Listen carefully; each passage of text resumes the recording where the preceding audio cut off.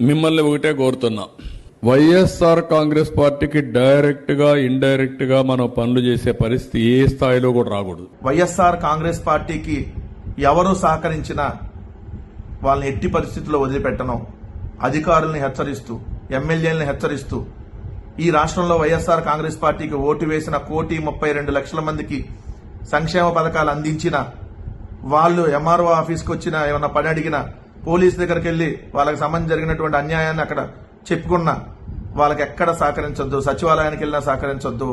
అధికారులకి హుకుం జారీ చేసి నిన్న చంద్రబాబు నాయుడు గారు ఈ వైఎస్ఆర్ కాంగ్రెస్ పార్టీకి ఓటు వేసిన వాళ్ళకి ఎవరికైనా మీరు కానీ సహకరిస్తే మిమ్మల్ని కూడా రెడ్ బుక్లకు ఎక్కిస్తానని చెప్పినటువంటి సందర్భం.